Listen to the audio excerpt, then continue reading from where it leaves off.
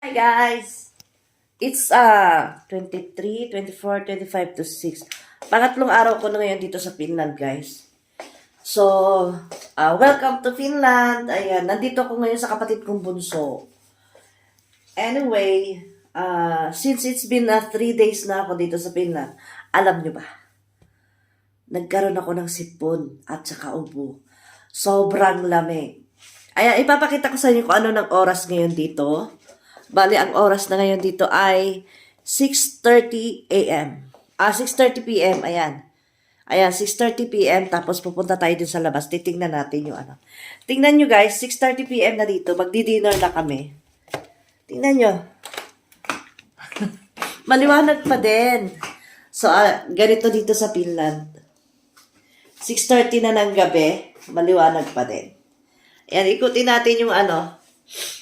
Ayan o, meron naglalakad doon sa parang park nila, guys. Ayan. So, malapit na kami mag-dinner. Anyway, busog ako, so hindi ako mag-dinner. Inaantay ko lang yung hipag ko, yung asawa ni Terence. Yung kapatid kong bunso. Ayan, guys. Kung mapapansin nyo, yung boses ko hindi na maganda. 3 araw pa lang ako dito sa Finland, guys. Garagal na yung boses ko. Kasi, sobrang lamig dito. Sobrang lamig. Ayan yung sa labas ng bahay namin.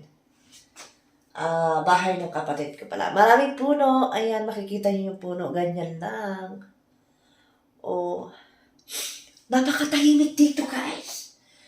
O, tingnan niyo yung guys. Pinapapupo niya yung alaga niya. Tapos dadakutin niya. Ayan o yung babae, nagpupo yung alaga niyang aso. And then, dadakutin niya yung tain ng kanyang aso. Ayan. Garalgal, pasensya na guys ha, garalgal yung voice ko kasi nga, sa sobrang lamig, since nung dumating ako dito, sobrang lamig dito sa Finland guys. Hindi ko lang alam kung ilang mga degree yan. Wala pa akong idea.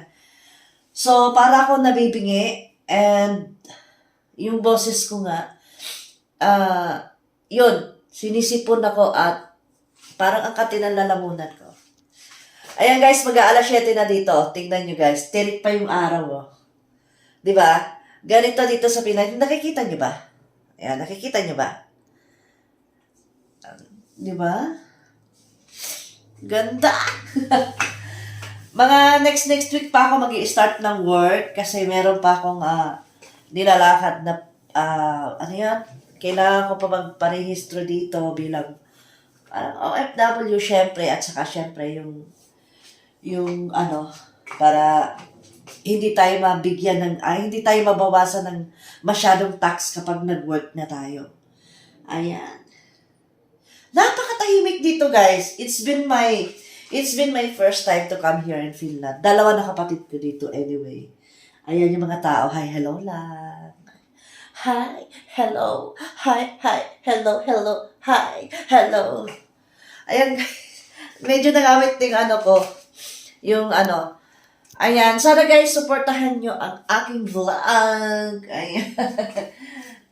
Ayan, yung mga pine trees, hindi ko alam kung ano mga puno yan. Mga pine trees siguro yan. Well, anyway, pasok tayo sa loob kasi wala akong jacket. Medyo nilalamig na ako. Ayan, kasi meron akong sipon. Ayan. Sasara natin. So, medyo itutour ko kayo ng konti. Ayan ang TV ng aking kapatid. Ayan, ang laki no? Ang laki niyan. Ayan, tapos ito yung kanilang ano, ang cute, di ba? Halaman. Ayan. Talaga, pasensya na kayo guys kasi meron akong sipon. Ayan yung aming CR. CR pala nila. Nakikitira lang. Ayan yung CR namin guys, sobrang linis. Ayan, pwede pa balik na rin to. Hindi ko kasi yung video ko, ang pangit eh.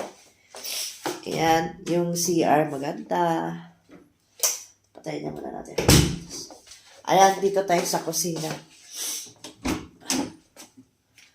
Wala pa palang ilaw. Ayan. Ayan. Diba? Ang cute ng ng kusina. Tapos, hindi ko maano yung sa labas. Hindi ko paano ito buksan. Ay!